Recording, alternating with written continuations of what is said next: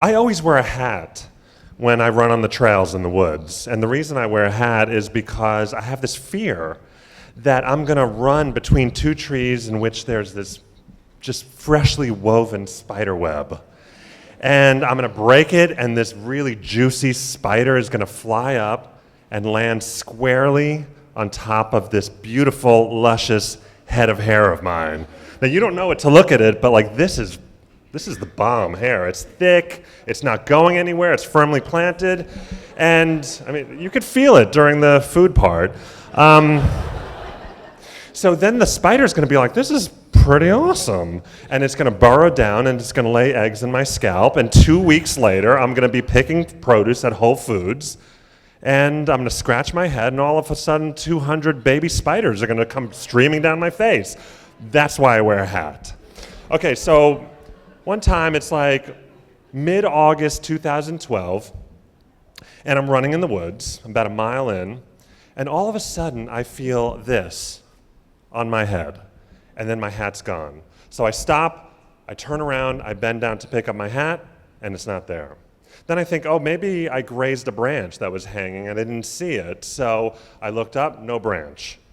My hat was gone. Okay, so I was like, I got to find this hat. So I set a little perimeter. I did one of those yellow brick road things that it starts here, and then I was like doing this thing, getting wider and wider. For about 7 or 8 minutes, I was looking for this hat, and I couldn't find it. It was gone, absolutely gone. Reluctantly, I went and I finished my run. I was a little nervous about those spiders. Finished the run, and then for days, I was completely obsessed with my hat. Completely obsessed with what could have happened to it. Where did it go all of a sudden on that one day, on that one run? I was talking about it all the time. I was actually losing sleep, and that's not a joke. I was actually losing a little sleep. Something touched me. Something touched me out there in the woods. Like, that's creepy. I mean, come on. And my hat disappeared. All right, so I was wigged out. So I was on Facebook a couple of weeks later.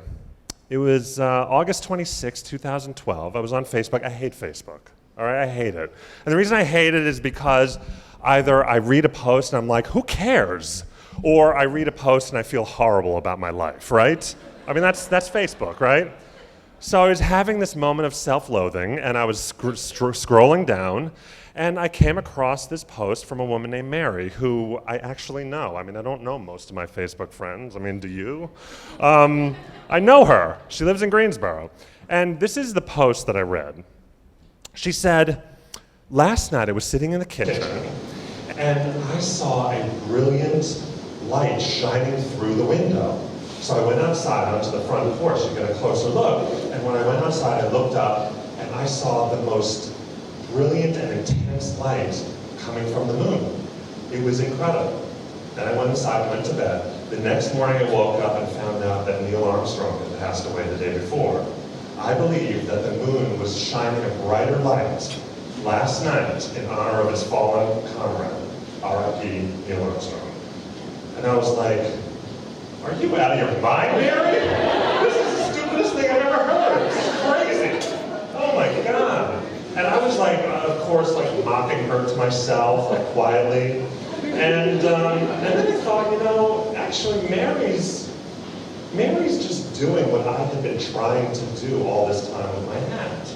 Like, she took these events and she attributed meaning to these events. She took the light being reflected off the sun by the moon to the earth, and she took the death of Neil Armstrong and she created significance, meaning, in a way that comforted her, that provided her with some sort of solace in this moment where she learns that Neil Armstrong died. And that's all I was doing too.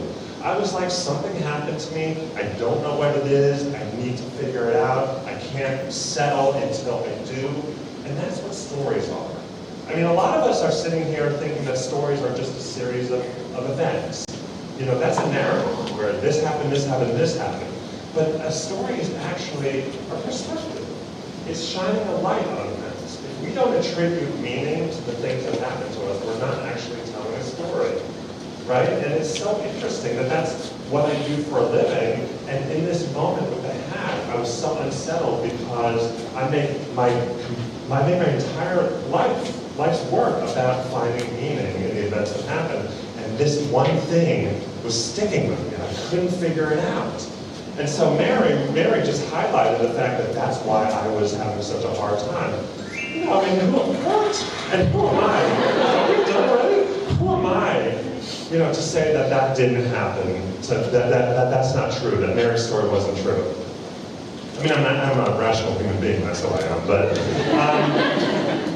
but you know, that's the thing. And you know, the thing is that with respect to my hat, like, I could have told several different stories about that hat that could have explained everything. Okay, like for example, the divine intervention story. Okay? Let's just say that running in the woods, the hat comes off my head, because if I were to stay on that trajectory for miles and miles and reach a certain point at a certain time, at that pace, maybe there would have been a copperhead, a poisonous copperhead, crossing the trail at that time that I would have stepped on, it would have bit me, and I would have fallen to my death. And maybe God reached down and said, "Not your time, Jeff." Plucks the hat off my head, and that's the story. But the thing is, I don't believe that. I mean, I'm not mocking religion, but that's not my thing.